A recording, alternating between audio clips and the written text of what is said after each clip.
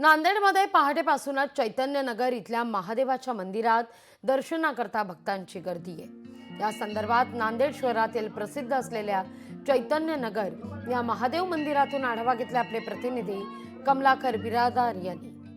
श्रावण मासातील आज पहिला सोमवार आहे, ज्या सोमवारला सर्वात महत्त्व दिलं जातं।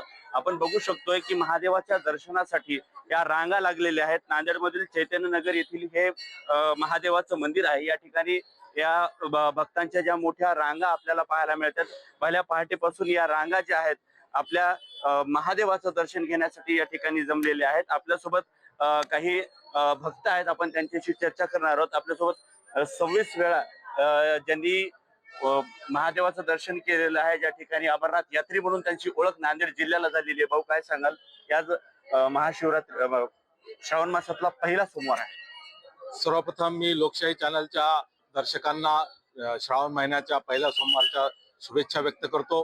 मी ॲडव्होकेट दिलीप ठाकूर गेल्या 26 वर्षापासून अमरनाथ यात्रेला जात असतो। माझ्यासोबत शेकडो भाविक दरवर्षी जात असतात। परवाच माझी 26वी अमरनाथ यात्रा पूर्ण झालेली आहे। आज श्रावण महिन्याचा पहिला सोमवार आहे।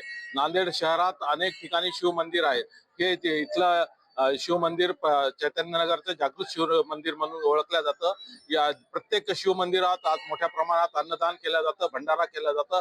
आज या ठिकाणी इथल्या अध्यक्षांनी सुद्धा पटणे साहेबांनी अन्नदान ठेवलेलं आहे। मी सुद्धा गोवर्धन घाटच्या शिव मंदिरात आज महाप्रसाद ठेवलेला आहे। भल्या पहाटेपासून रांगा लागलेल्या आहेत आणि भाविकांची खूप ओढ आहे शिव मंदिरामध्ये दर्शन घेण्यासाठी।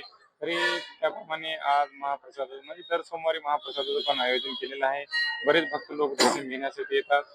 असे हे शिव मंदिर चैतन्यनगरचे आहे। श्रावण महिन्यामध्ये भक्तांच्या रांगा ज्या आहेत महादेवाच्या दर्शनासाठी आपल्याला पाहायला मिळतात। कमलाकर बिरादार, लोकशाही मराठी, नांदेड। लोकशाही मराठी ऐका, पहा, जागरूक रहा।